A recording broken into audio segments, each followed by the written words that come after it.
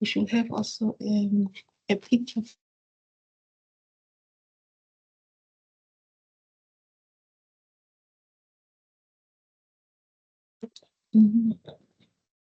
So at some point you can ask people.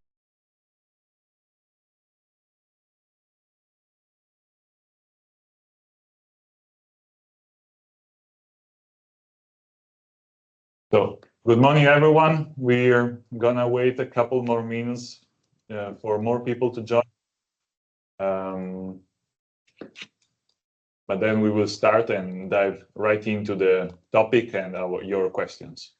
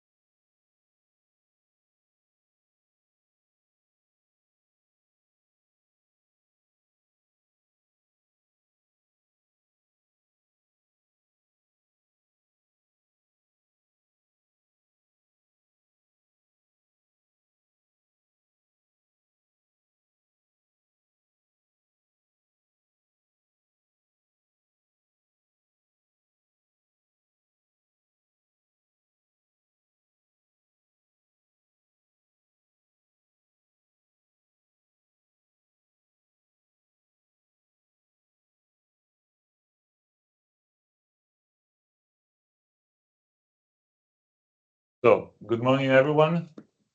I think we can start. We are quite a few people right now. And just briefly, the agenda of this meeting. We're gonna answer a lot of questions today. We have a lot of experts from the CBIT-GSP project here in Copenhagen. And we also have a lot of experts from UNFCCC and US-EPA here to help. Thank you for joining this session. And we are really happy that we can cooperate to help our partner countries in order to improve their BTRs and to answer their questions about all the details, all the problems that they are facing when working on their BTRs.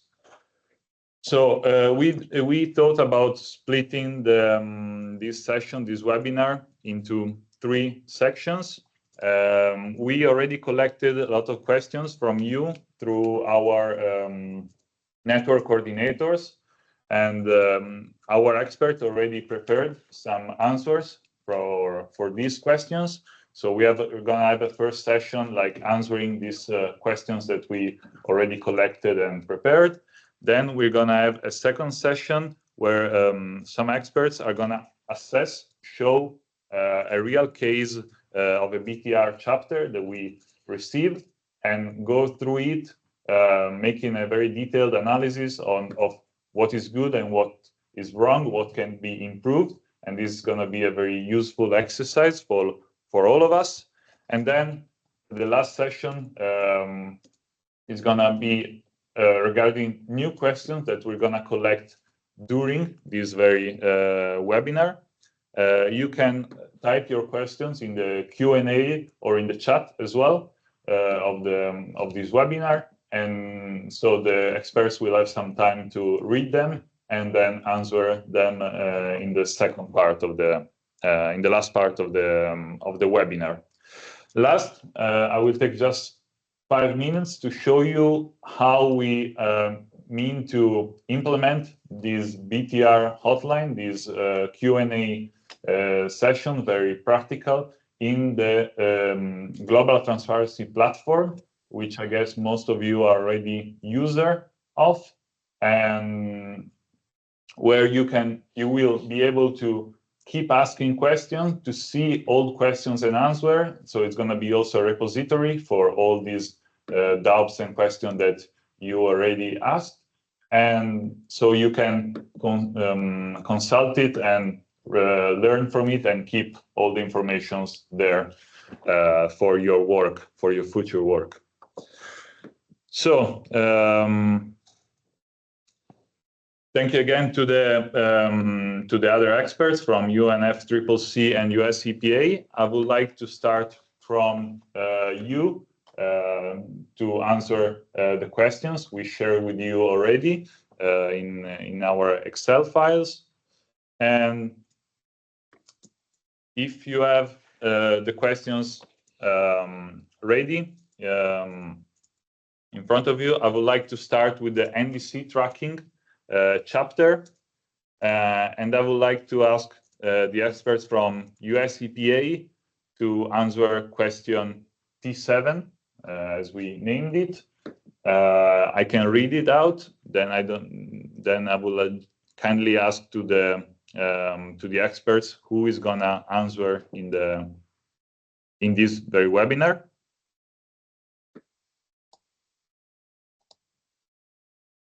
So, question T7 asks, can we report adaptation actions with mitigation co-benefits in Table 5 and provide additional information for the same action in Table 12, or would that be considered overlapping?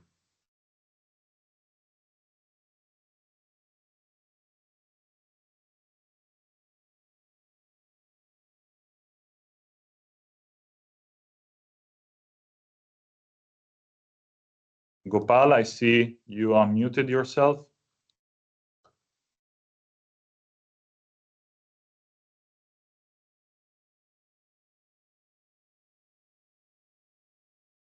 Gopal, we cannot hear you. Matej? Hi, good morning, everybody.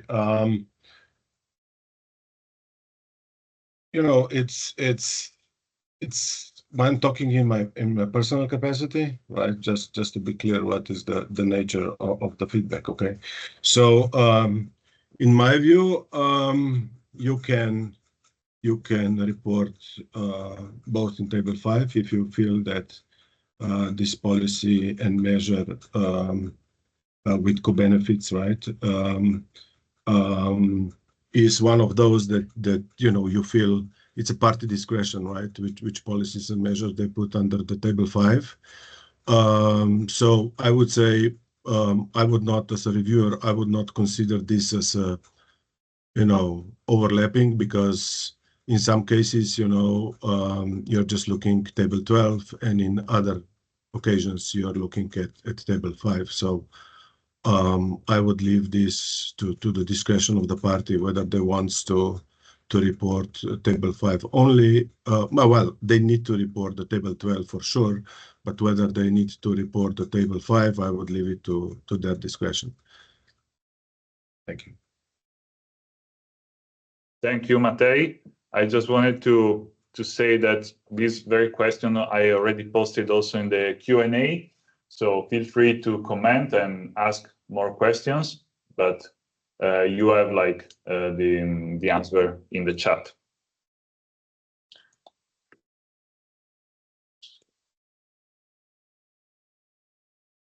Okay. And I will continue also with US-EPA, and I would move to question 14, which is about flexibility.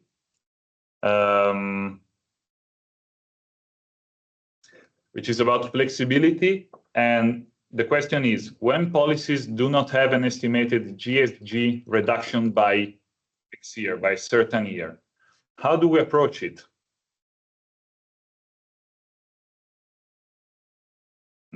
Was the question.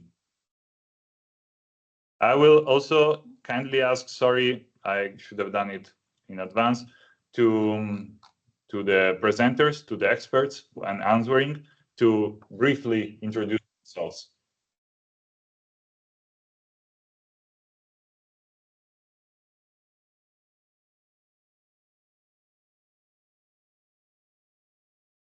Matej, did you also answer this question? Thank you. My name is Matej Gasparic. I'm actually working for the Greenhouse Gas Management Institute. I'm director of mitigation program. Started with inventories and all this mitigation, I would say, back in 2000. So I pretty much have like 20 plus years of experience.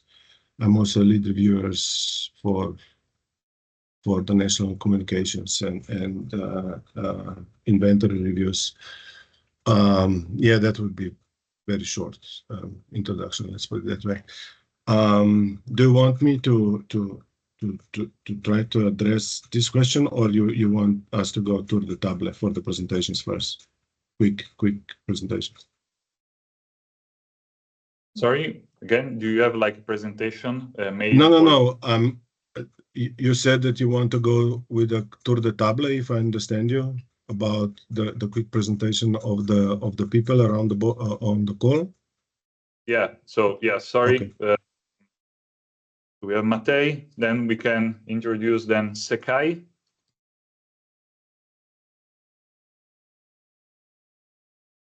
Okay, can you hear me? Yes. Okay. My name is Sekai Ngarize. I have previously worked for the UK government as the National LULUCF expert. I'm also a lead reviewer, but covering the LULUCF sector, and I'm also a lead reviewer for the national communications. I've also worked with the UNFCCC as a core lead in the ICA process. I've also worked with the IPCC in Japan as the AFOLO program officer for the 2019 refinement of covering the AFOLO sector, and of course cross-cutting issues. I'm really participating in capacity building initiatives since 2019. Thank you. Perfect. Then we can move to Lorna Lisa. Hi, good morning, everyone. I'm Lauren Elisa Kogler from the UNFCCC Secretariat. I am team lead of the Information Unit in the Transparency Division, and in the past couple of years, I've been involved in managing the development of the ETF reporting tools, which parties hopefully will use in reporting their CRTs and CTFs. Thank you. Thank you. And then we have Jose.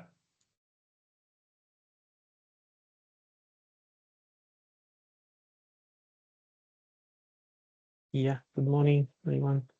My name is Jose Manuel Ramirez. I'm also a lead reviewer. I've been part of the National Emissions Inventory team of Spain and UK for many years, and now as part of other private companies supporting developing countries for the mitigation and emissions inventories. And now I'm here as part of the US-EPA team. So good morning, everyone. Thank you, Jose. Then we have Gopal Joshi. Yeah, good morning, colleagues. Good afternoon, colleagues. My name is Gopal Raj Joshi. I'm team lead at System and Tools Unit in the Transparency Division. And together with Lorna, we are working together to develop this ETF reporting tools for all three components. And today, Lorna and I will be happy to address any questions related to reporting tools. And previously, I used to work for BUR analysis and other review process under the UNFCCC. Thank you. Perfect. Thank you, Gopal. And then we have the two experts here with us in CBIT-GSP project. And we have Aymgur. Introduce yourself.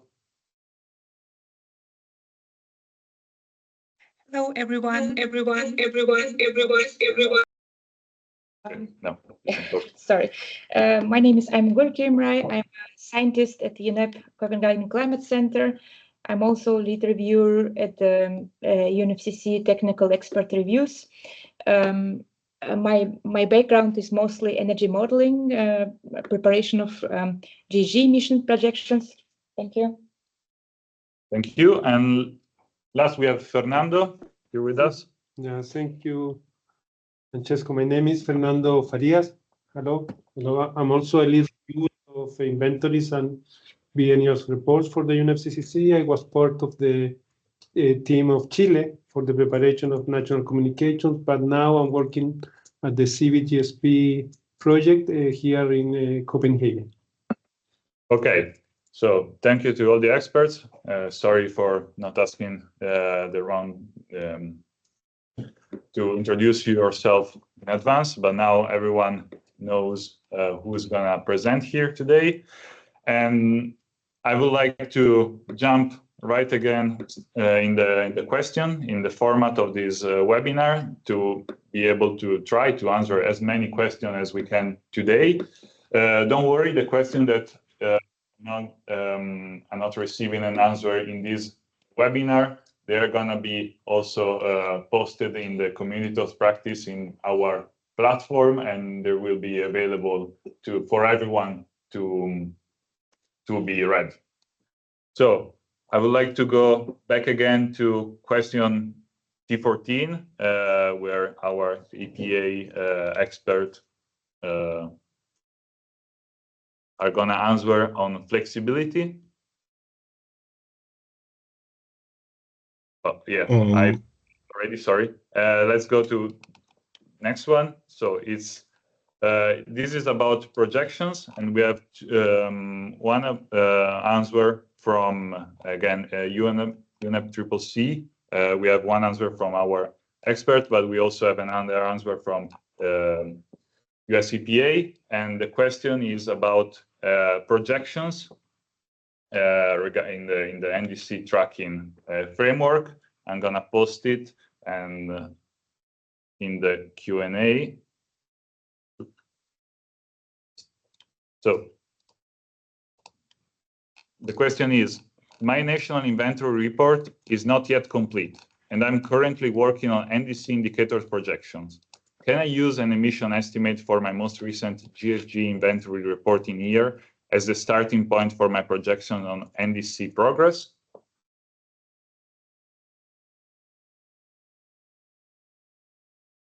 So, is Matej, are you answering this question, or is one of your colleagues on this? I have no idea. I mean, I can pretty much answer the projections questions as well, but I'm happy if someone else would do this one. I mean, I know what I would answer, but I would appreciate to get inputs from other experts if possible.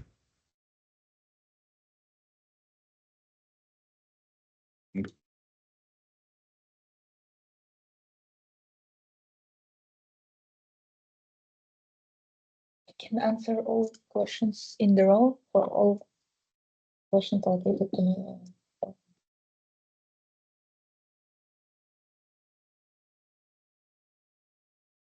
Okay, yeah, and I'm good. I will ask you to answer if you want to share the slide you prepared. Yeah, sure.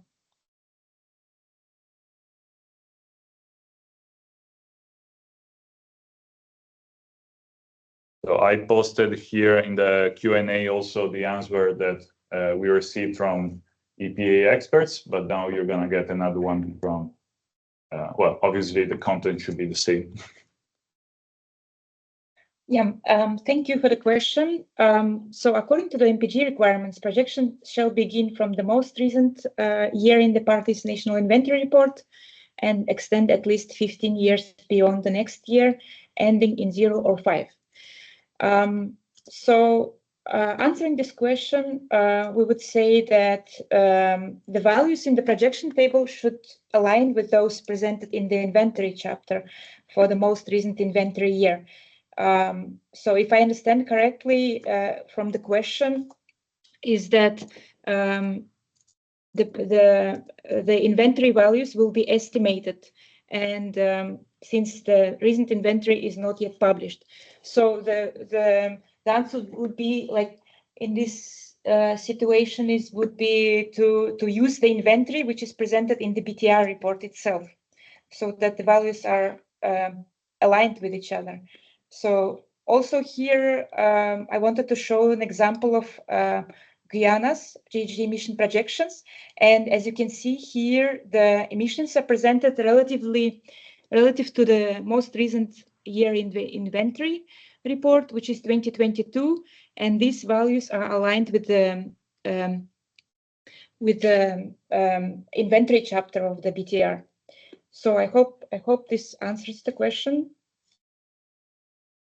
Yes, Fernando wants to.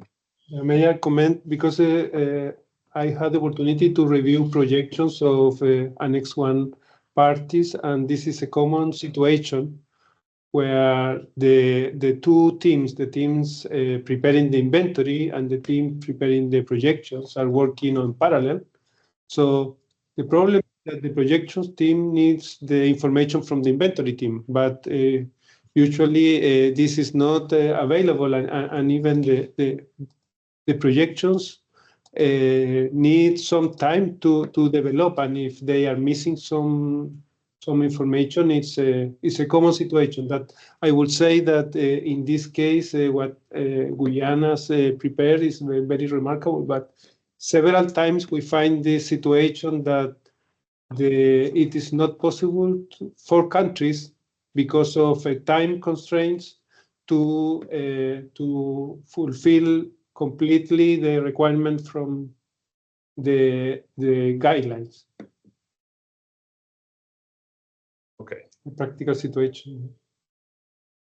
Okay, thank you. If any experts wants to add something on top of the other answers, like just feel free, unmute yourself and take the floor. But I think for this very question, we got like a pretty extensive answer. And I would also move on to another questions about projections and flexibility. And it's T18. I will ask also to the experts to just like take the floor. Matei already replied, but also to the others, like just feel free to join the conversation. And the question is, can we use the output from projections made during the 2020 NDC revisions to fill tables 7, 8, or 9? Or do we need to start from the most recent reporting year? So we'll also post this in the conversation, so you can all read it.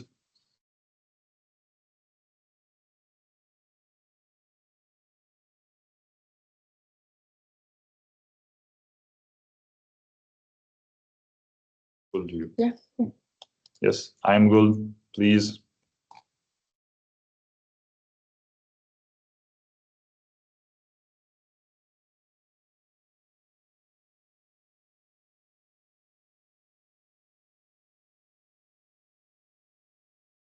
Thank you for your question. So again, for this question, we cannot, well, MPGs do not directly specify that you cannot take projections from 2020 NDC, but at the same time, there are several requirements that should be met. So in theory, you might take the projections from NDC, but ensuring that the criteria specified in MPG requirements are met, which is, for example, projections shall begin from the most recent year in the party's national inventory report and extend at least 15 years beyond the next year, ending in 0 or 5. So I'm not sure if in your NDC the projections are extending at least 15 years beyond the most recent year in the party's national inventory report. And there is also flexibility provision in this case that those parties that apply for flexibility, they can have a projections extending at least to the end of point of the NDC. And there are also additional paragraphs specifying requirements that projections should be reported by sectors, by gases, and totals including and excluding CF, along with the reporting of the modeling methodology. So here there is a relevant MPG provisions which specify the requirements for the projections, and in the para 96 you can see that the parties should provide information on models and approaches used and key underlying assumptions and parameters used for projections, changes in the methodology since the party's most recent BTR report, assumptions on policies and measures, including in with measures projections and with additional measures projections, as well as sensitivity analysis of projections. And in the para 101, there are also requirement that projections shall be presented in graphical and tabular format. So I hope this answers the question. Thanks. Okay. Thank you. Sorry. Thank you. I'm good. I don't know if any expert wants to add something. Otherwise, I would like to ask the expert if they prepared some of the questions and the answer just to step in. I asked most of the NDC tracking questions we received. They were prepared. We have a few more that our experts are ready to answer, but I just wanted to ask to the other experts, especially those that didn't intervene yet, if they have a prepared question and answer that they would like to share with us.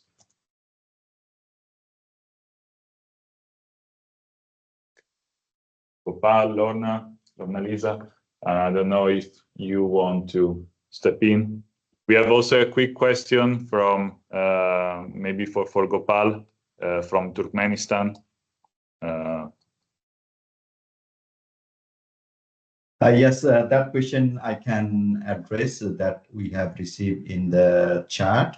So with regard to these regional webinars, we are also conducting the virtual Q&A session with the parties, users nominated by the parties to go through the specific technical questions or any challenges they have encountered while using the ETF reporting tools, including all three tools. And for that, we have the planned that virtual Q&A session on October 7 from 10 to 12 Bonn time. Similarly, October 9, 16 to 18 Bonn time, and October 11, 9:30 to 11:30. So these three slots has been planned, and we invite all the interested ETF reporting tool users to join those virtual session that suits their calendar or time slots. Our time zone, and we have communicated to this information to all the ETF users, reporting tool users through email. And there we have also sent one link for the form where they can already put in the questions before the event, and they can also take the floor during the event and then pose the question, and the team will be there to support to clarify those questions. Thank you. Okay, thank you, Gopal. Maybe if you have a link to share, you can comment it right away under the question in the chat, so all the other participants can just access all the informations. Okay.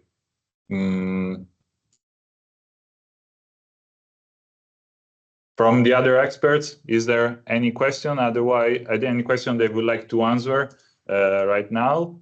Otherwise, I would rather move on to our two experts here. They also have prepared a series of answers to some of your questions, and they can start from there, and maybe then the discussion can continue. No? Imgul, do you want to keep going with your PowerPoint and answer the questions you still have ready for us? Sure. Thanks, Francesco.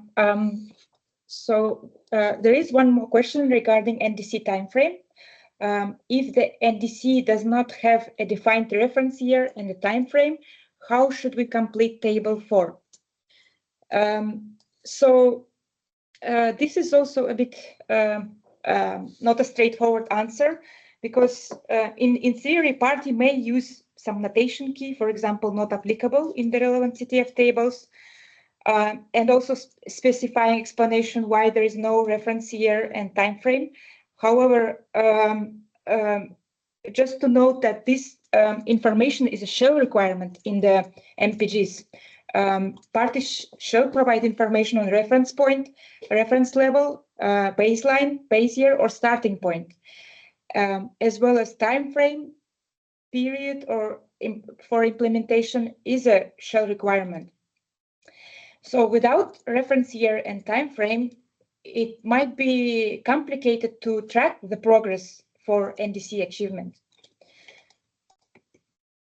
And here you can see the requirements of the para 64 of MPGs, which specify the mandatory provisions related to the description of NDC, including the information on the reference point, base year, baseline, time frame, and period of implementation.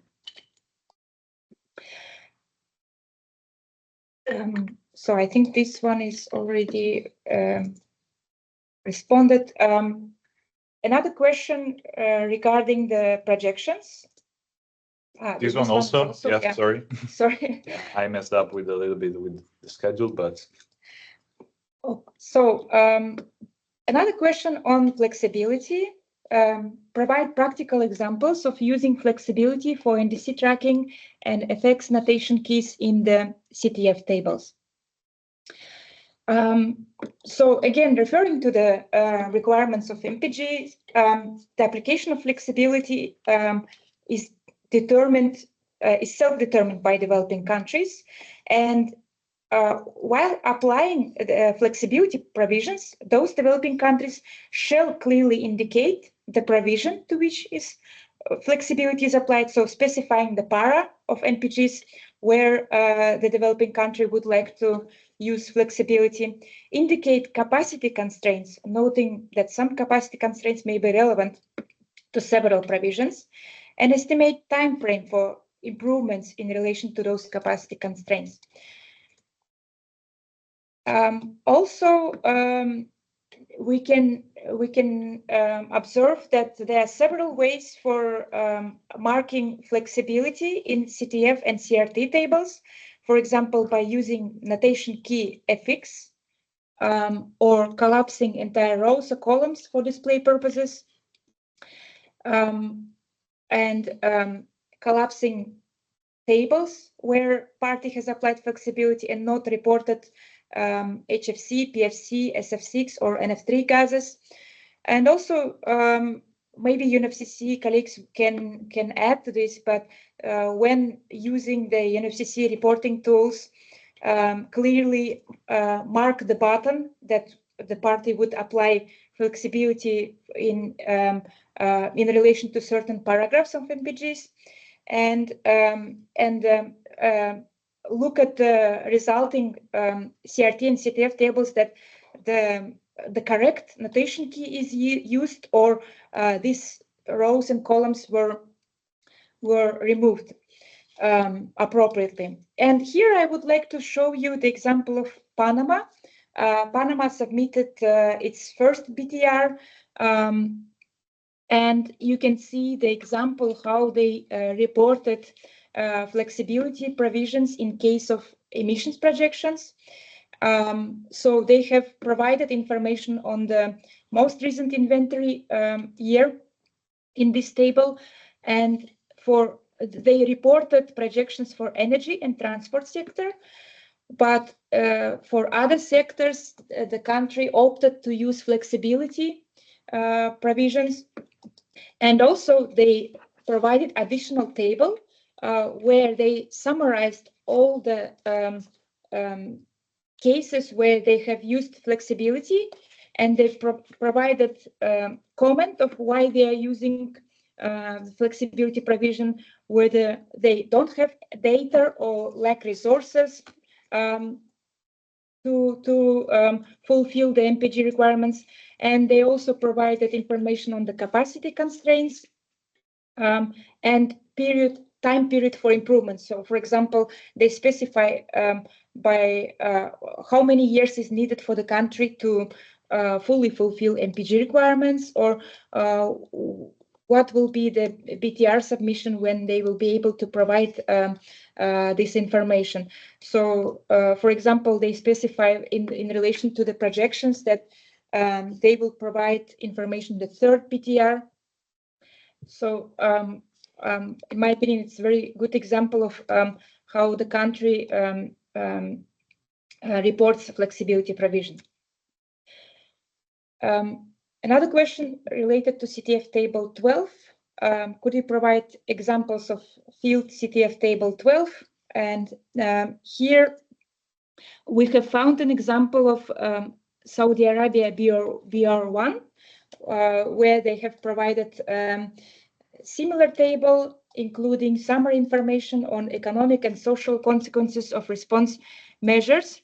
So they listed different response measures in the transport sector, in energy sector, in different sectors. They specified social and economic consequences from this response measure. So in the case of transport, they have specified that the measures in this sector would result in a reduced demand for oil and reduced employment in the oil exporting sectors. And they have also specified challenges and barriers to address these consequences and support needed to address these consequences. So you might download this BR1 and familiarize yourself with how they fill this table 12. Question on indicators. What is the difference between indicators in CTF Table 1 and key indicators in CTF Table 10? Are they the same? And can only select a few to be included in projections in CTF 10? And the response is key indicators in Table 10 can be subset of those indicators presented in Table 1. So in case if indicator in CTF Table 1 is GHG emissions, then of course in CTF Table 10, projections of GHG emissions should be provided. But what if there are several indicators in Table 1? So in Table 10, projections of those indicators have to be provided.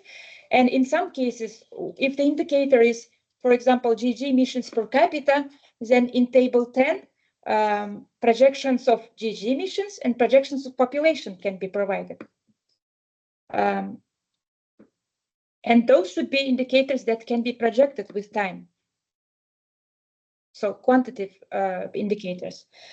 I have various sectors and indicators in my NDC. What is there for selecting the most relevant for tracking progress and implementation? Is there a penalty for under-tracking from the review process? Countries should have indicators for all GHG-related targets included in NDC. So indicators should be linked to targets. So you should carefully look at your targets specified in NDC and select your indicator based on those targets. Some countries have one NDC target, then the indicator should be directly linked to this NDC target. While some countries have several NDC targets, and in that case, the parties should select the indicators accordingly for each NDC target. And there is no penalty if you don't track all of your targets, but it will appear as one of the findings in the during the review process. So if it's shell requirement in MPGs, then it will be recommendation. In CTF 3, can the country fill it in by using only the accounting approaches for the main indicator? In country's case, it is the amount of overall annual GHG emission reduction. So here the answer is very short. Yes, you can.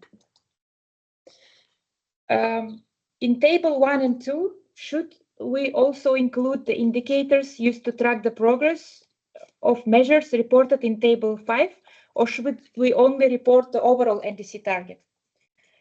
In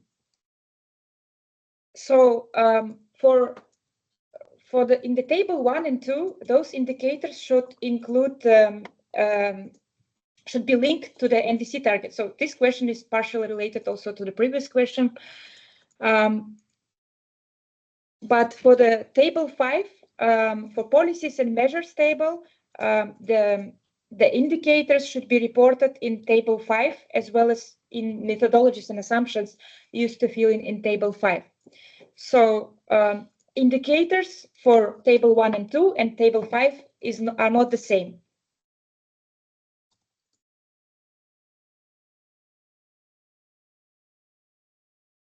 Is there a penalty for under-tracking from the review process? And the answer is there is no penalty if you do not track all your targets, but it will appear as one of the findings in the technical expert review process. In case of mitigation co-benefit NDC targets, how should we fill in the tables in Appendix 1 and 2? What type of indicators could be selected for this type of target? There are several examples provided for NDC targets related to mitigation co-benefits. For example, there could be qualitative indicators such as description of current adaptation actions with mitigation co-benefits, or quantitative indicators such as quantification of mitigation co-benefits. That's it from our side. Thank you, Angul. I don't know if any other expert wants to add something. just don't worry, we will collect all the question and answers and put them on the platform. I will show you later how to find all this information. Yes, Matej? Thank you. Thank you, Amigol, for this nice presentation. Maybe just one short comment on this discussion about Table 1 and Table 2 and Table 5 that Amigol just reflected recently. I mean, it needs to be clear that on Table 5, we don't put indicators, right? We put policies and measures. And in Table 1 and Table 2, we put the indicators, right? So, you know, the people need to have like a clear understanding that these are not the same things, right? Simple as that, right? So just to be sure that on Table 5, we don't put indicators, we put policies and measures and actions, right? Thank you. Perfect. Thank you, Matej. Okay. We still have a lot of questions to answer to. We have a lot of talk about, but I would like to move now to different next session, of this webinar, where we're gonna actually assess and show it to you a real case BTR chapter. And I think this is a very good exercise for all of us to assess, like to see a real example and see what was done well, what can be improved about it. And I will ask Fernando to take the floor and share his presentation with you. Thank you, Francesco. Yeah, please, I'm sharing my screen. Now, probably you have the opportunity to see. Well, I'm not aware if it has been done before, presenting a real common tabular format. No? We did several trainings in the last couple of years with simulated common tabular format, but now we are getting the information in front of our eyes of a real full common tabular formats. In this case, I would like to share with you the case of Guyana, because Guyana has been one of the very few countries that also has filled the common tabular formats. Guyana presented 3 elements. First, in the BTR, as a part of the chapter 4, in total, this chapter 4 that relates to NDC tracking is more than 100 pages presenting the text associated with the NDC tracking. In addition, a second element provided by Guyana later on was the annex to the NDC tracking chapter with a lot of information on methodologies and on data sets. I think this is the second element. And the third element is the common tabular formats. Probably you are familiar with these Excel files that were negotiated in Glasgow, and finally are the meat of all the NDC tracking process. All these files that I'm mentioning in these presentations are available in the website of the UNFCCC. You can see the link at the bottom of this slide. In addition, I put the common tabular format of Guyana into the chat. So you have the opportunity to open the file, because what I will do as a part of my presentation is to go through this file. So I think it's useful if you open it, and together we can explore it and see some particular features, no? And this is something that I think is relevant. The second element I want to share with you is that the common tabular format is sort of the final product, but it's very important to count on the textual chapter and the supporting chapter, because if we only have the common tabular formats, it's impossible, or I would say it's very difficult to understand the numbers and the information put, because in the common tabular formats, the whole idea is to have like a summary of the whole NDC tracking process, and only if you read the BTR chapter, and only if you go through the and if you go through the annexes with the dataset, then you can have the full picture of how is progressing the targets of the targets of the NDC. No, as I show you in this slide, in the case of Guyana, most of the tables were filled tables 1, 2, 3, 4, 5, 7, 10, 11, and the appendix. There are a few tables that were not filled. That was the table 6, the common tabular format table 6, which is a summary of GHG emissions, and that makes sense since this is only to be filled for countries that are producing a separate national inventory document, which is not the case of Guyana, because Guyana included the inventory as a chapter of the BTR. Guyana didn't fill either tables 8 and 9. Tables 8 and 9 are projection tables for the with additional measures and the without measures. So they are partially reporting projections. They are reporting one table of projections. They are reporting key indicators as well. So I will say that it's a partial reporting of projections rather than a no reporting of projections. And finally, Guyana didn't include in the package the common tabular format table 12, the response measures, basically because they didn't identify as a part of the NDC some adaptation actions or economic diversification plans with mitigation co-benefits. So if this is the case, the common tabular format table can be skipped from the reporting.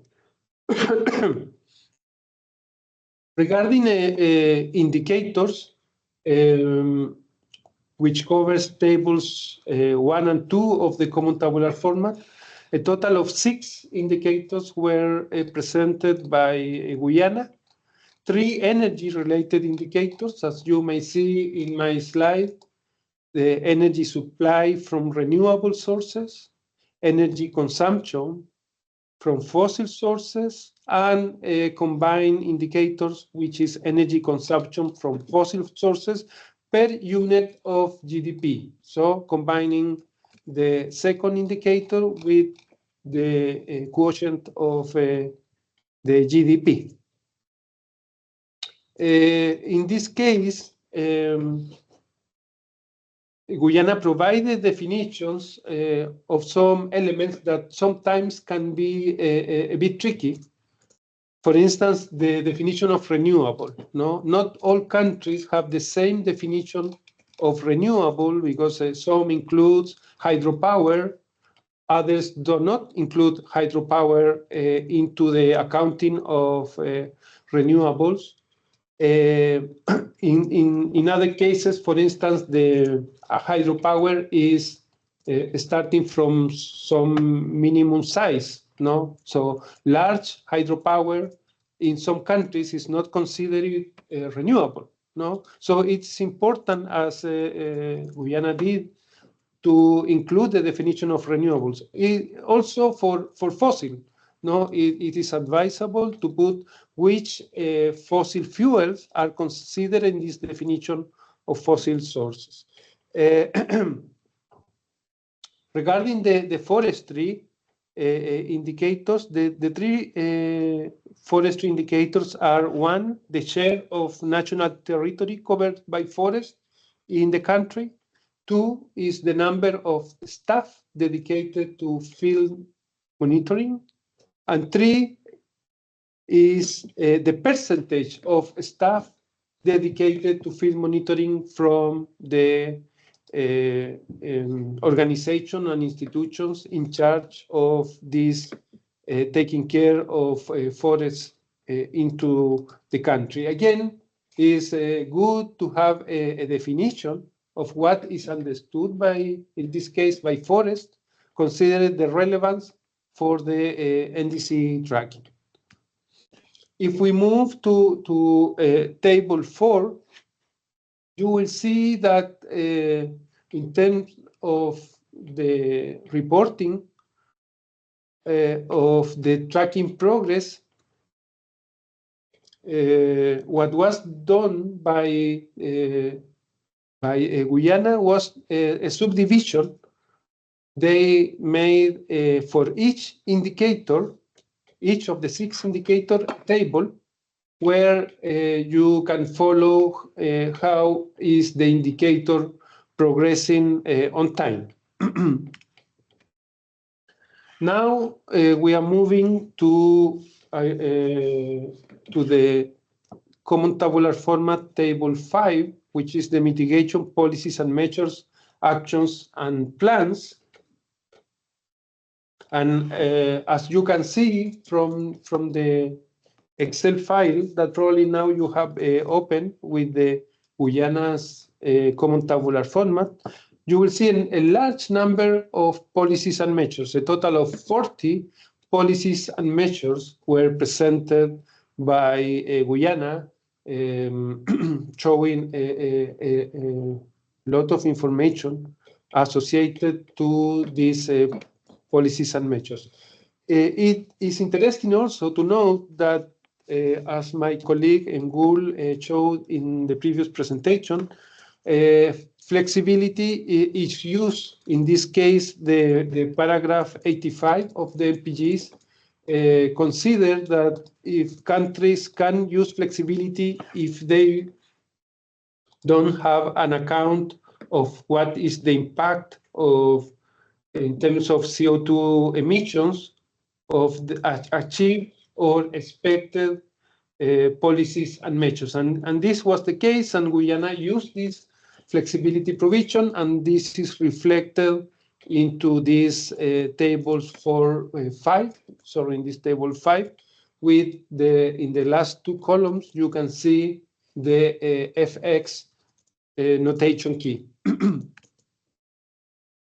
I'm moving now, and probably you are moving also, to the common tabular format table 7, which is the opening on the projections. As I said before, it's very commending for Guyana. It's a super effort to produce projections, and they were able to produce projections at sectorial level for a number of years: 2022, 2025, 2030, and 2035, for energy, transport, agriculture, LULUCF, and waste. And in terms of gas disaggregation projections, what they present is information from the inventory for the year 2022 for carbon dioxide, methane, and oxide of nitrogen. Okay, so I think this is particularly useful to see how a country as Guyana has been able to produce projections and include them as a part of their reporting into their BTR1. The next table I would like to have a look with you and comment is table 10, which is the table that we receive a question on what is the difference between the indicators and what are the key indicators. In this case, they are included as part of the table 10, a set of indicators. Guyana decided to include all the indicators that were part of table 1. But the projection is not estimated, and this makes sense somehow because although you can do some projections for renewables or what you are expecting in terms of consumption of fossil fuels, in other cases like the number of people, number of staff that will be working on forestry is a bit more difficult to project for a number of years. No? So we are nearly finishing, and in the case of table 11, what was done by Guyana was to identify for each of the sector, the energy sector and for the forestry sector, a number of parameters that are presented with the associated information. The final table I wanted to share with you is the target table, is the appendix. No, the appendix in this case, Guyana has a conditional and unconditional target sectorial. One case for the energy target, and in one case for the forestry target. There is a time frame also for implementation also that is presented in the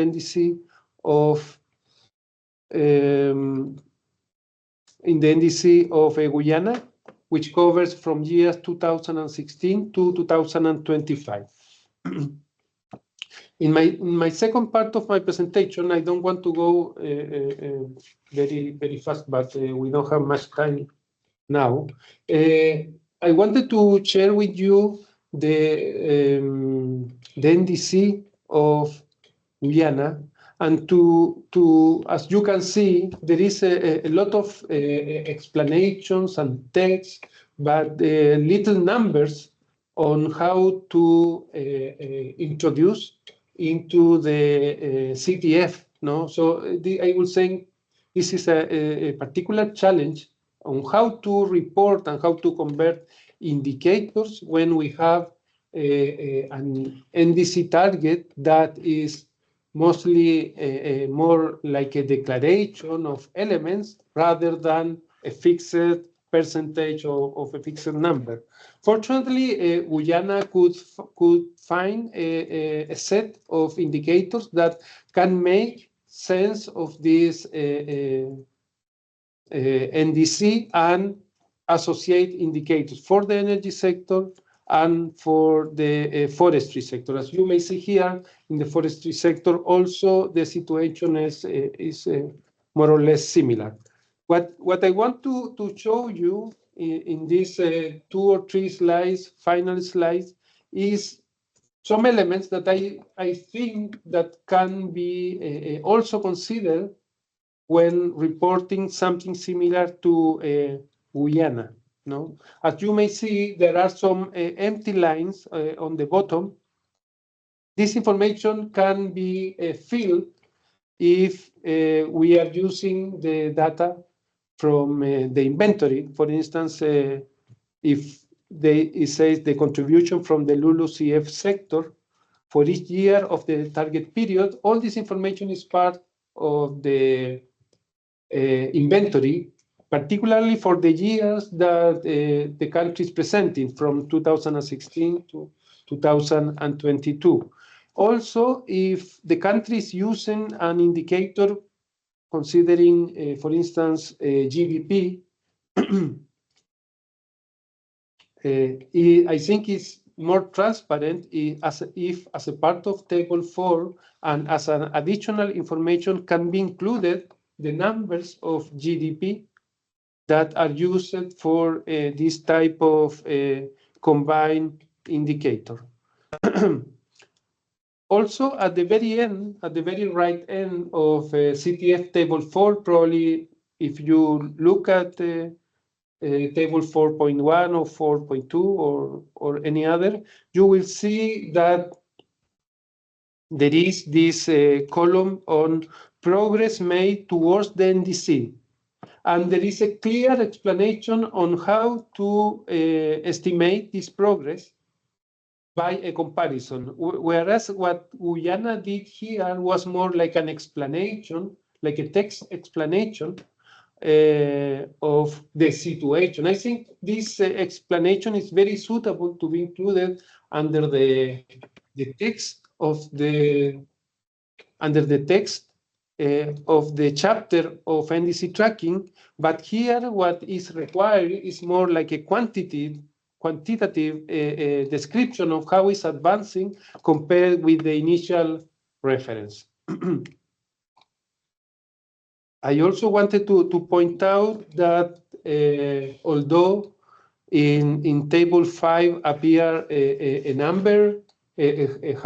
large number of policies and measures, the MPGs are clear to state that the focus must be on policies and measures with higher GHG impact. No, some of the policies and measures included doesn't have or is not expected to have a GHG impact, even if we could estimate it. No, so I think that the paragraph 80 is clear on not try to over-report policies and measures. I think also that some of the measures included into this Guyana Table 5 are mostly say that are regulatory, but I will argue that some of them include private investments. So I think that the notation of regulatory probably includes only a fraction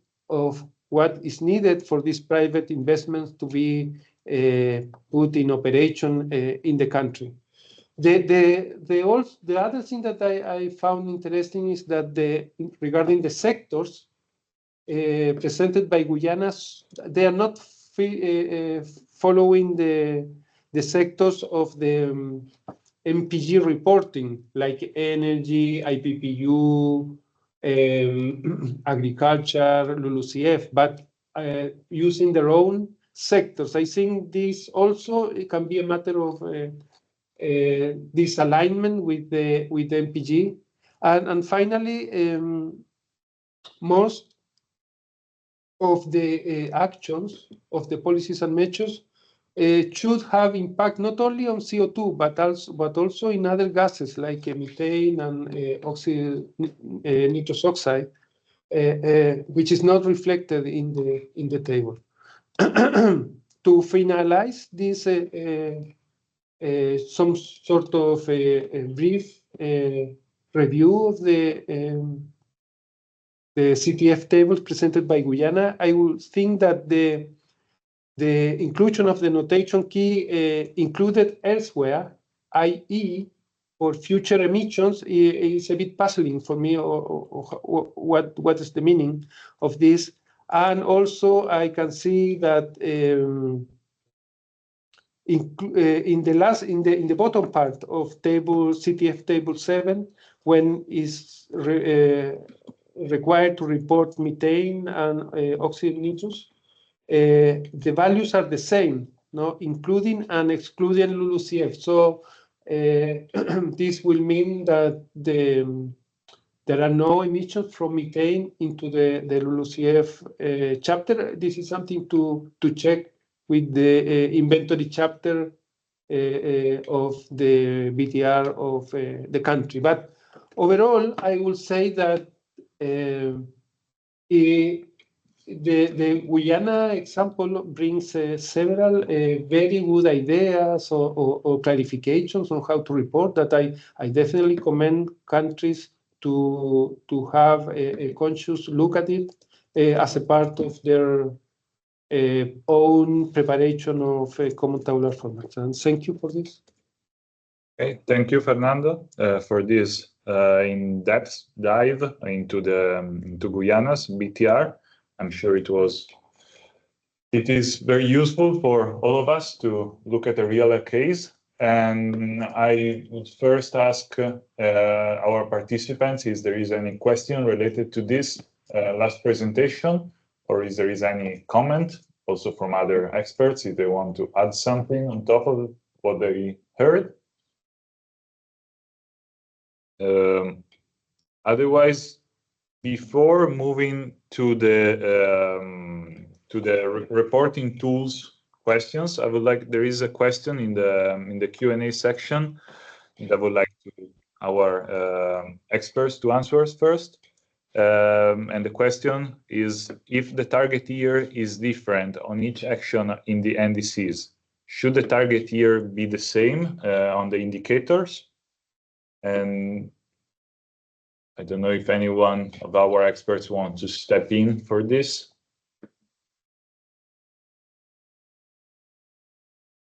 Yeah, I would say no, because if there are different target years for actions, indicators should be related to the target. Mm-hmm. So there is a one-to-one, we can say, connection between the indicator and the target and the time frame for implementation of the measure and how the target measures the compliance with the target, and how the indicator measures the compliance with the target. Okay, thank you. So I would like to ask our UNFCCC experts that joined us here today to step in and answer some questions about the reporting tools.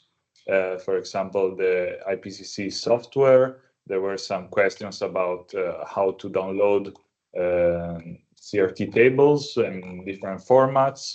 And yes, so I can post some of these in the Q&A, but I would like to ask our experts to take the floor.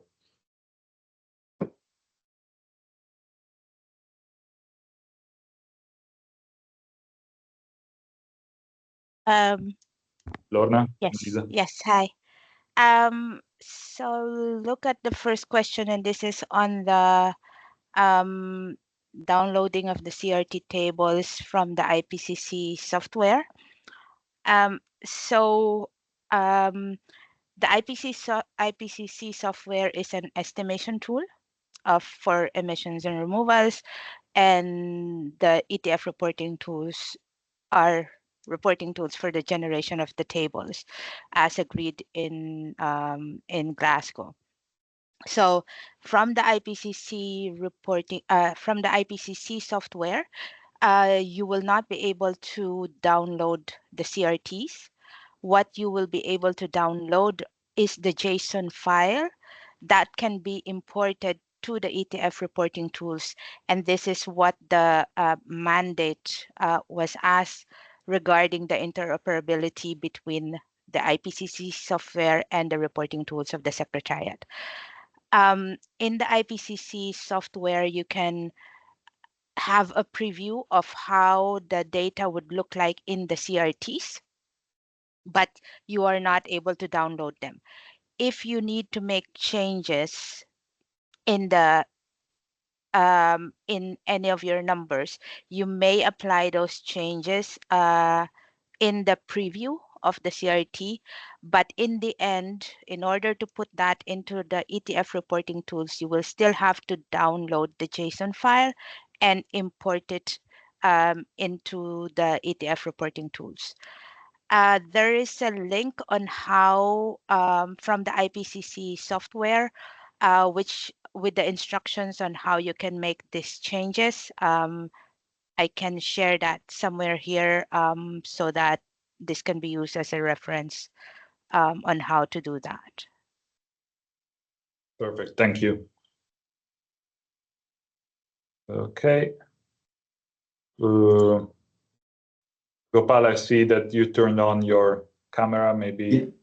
Yes, just one addition to what Lorna has mentioned.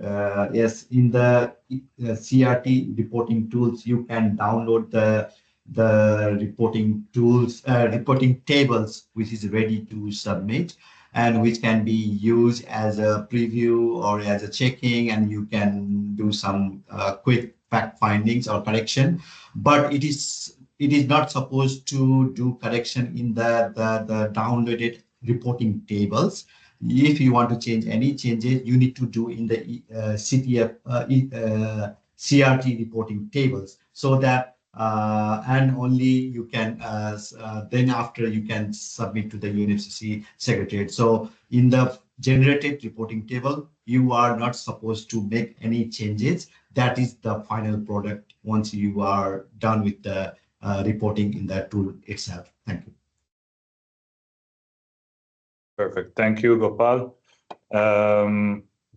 Then if you want to keep going with the other questions, like I guess you have them with you, you can select the one you prefer, or I can post them in the Q&A also. Yeah, let me just, I keep going back to screens. Okay, so there was a question also on whether it is mandatory to use the ETF reporting tools. The simple answer is no, it's not mandatory to use that. That was not in the decision. However, the ETF reporting tools were developed to make it easier for parties to have to generate the reporting tools. As you know, especially for inventories, there are 60 tables per year, and if you would complete the time series, that's a lot of tables. And the way the design of the ETF reporting tools is that you enter information for the entire time series at once, and then the reports will be generated. Also, one benefit for the countries to use the reporting tools is to have sort of an archive of the previous submissions, because it will all the versions that they will that parties will create using the tools will be saved there, and this will also be useful for the next submission when you have the recalculation, because then the tool would offer the functionality to calculate the recalculations, the table 8 in the CRTs automatically, so you don't have to do that based on what you had previously submitted.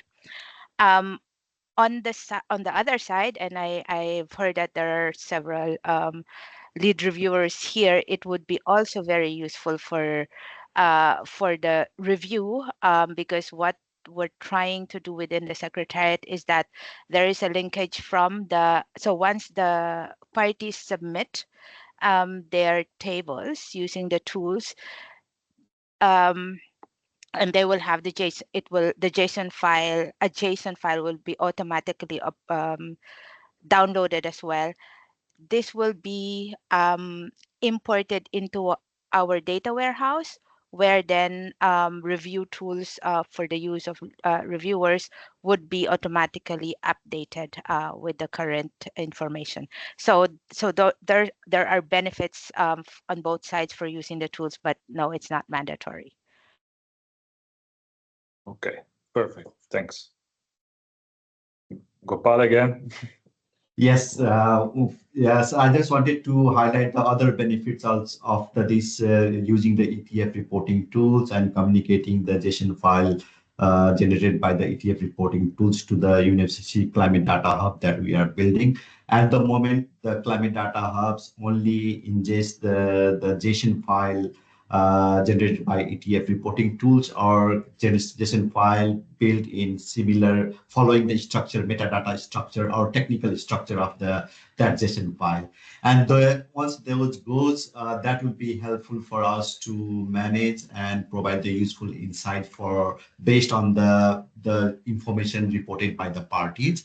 As for example, for the financial part, the parties has asked Secretariat to develop the interactive portal to go to and to have an insight on the information related to finance, technology, and capacity building information. So if we don't receive those information, that party prepared in the form of CTF tables in the ETF reporting tools, and send to the as a JSON file to the Secretariat, we would be it will be difficult for us to build such an interactive portal or information hub for the parties and other people, general public at large. And similarly, for BTR synthesis report, for global stock take process, and for all other information management and analysis, that would be very challenging for to manage the data. So that's why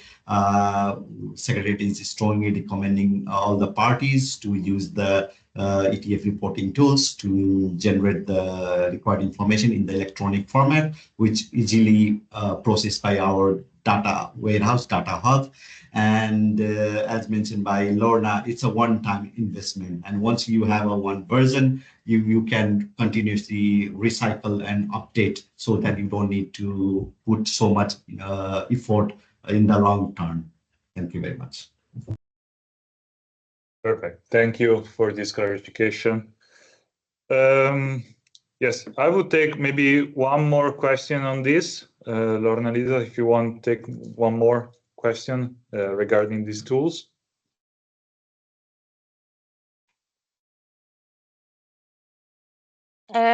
Yes.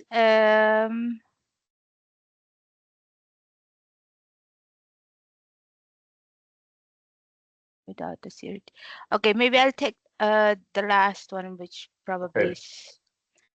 So is it possible for a country to submit the BTR without the CTF and CRT tables? And can we just provide the Excel format that the country has been using for the inventory?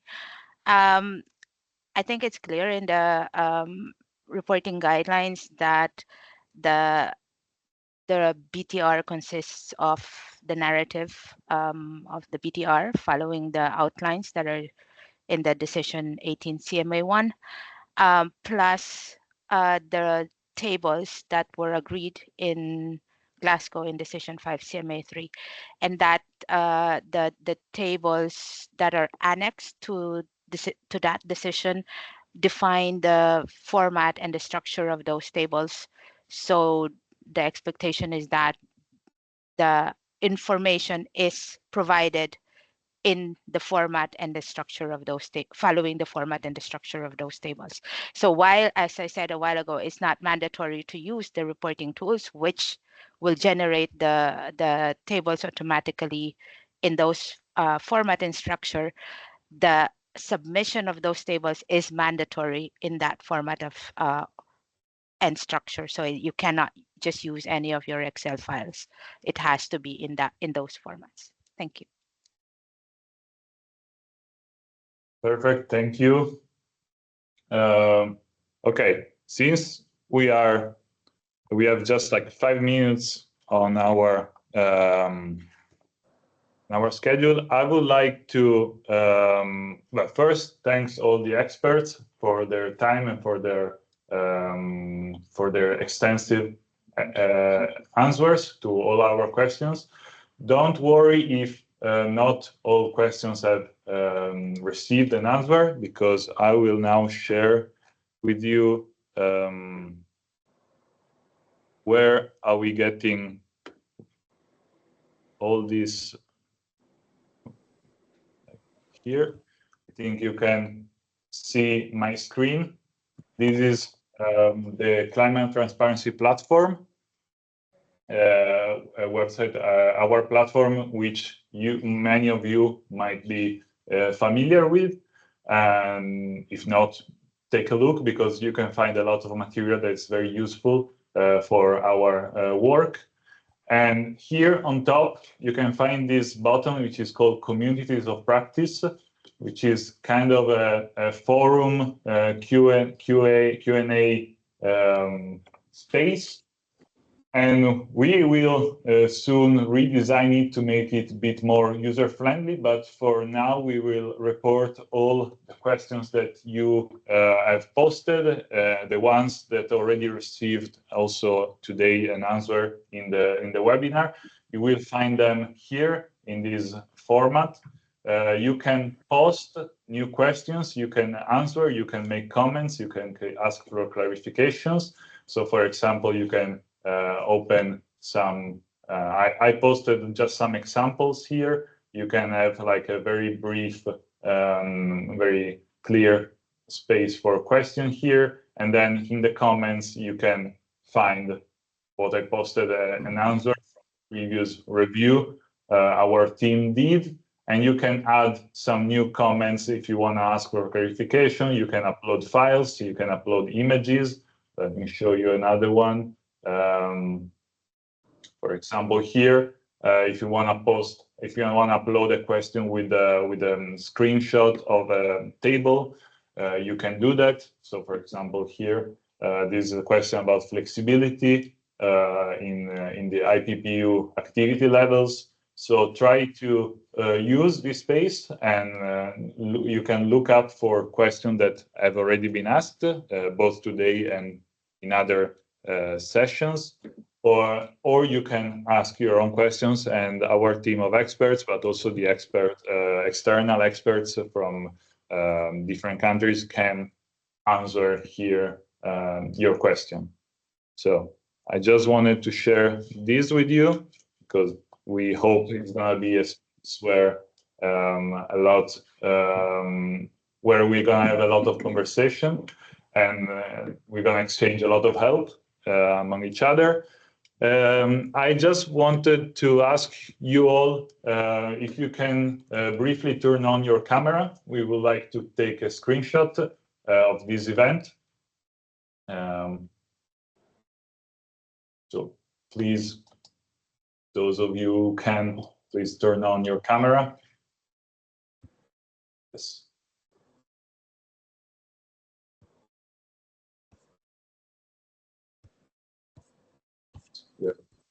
I'm just waiting for a few more to turn. Okay. And then we have different. I don't. Yeah. Okay. So, thank you. Just waiting for a few more faces to turn on.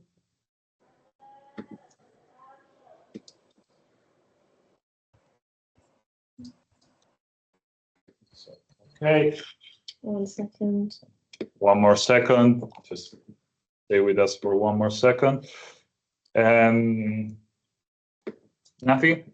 Thank you also for your patience. This was like a first of a kind for us for this kind of webinar, this format. And we hope you liked it. We hope you can also give us some feedback and we can improve it, because yeah, as you saw, we need a little bit more practice on this, but we hope this was useful for all of you. And we look forward to hear from you, new questions, any feedback, and how you liked it. Thank you, and I hope you have all a nice day. Thank you, Barbara. Thank you very much. Bye. Thank you. Thank you.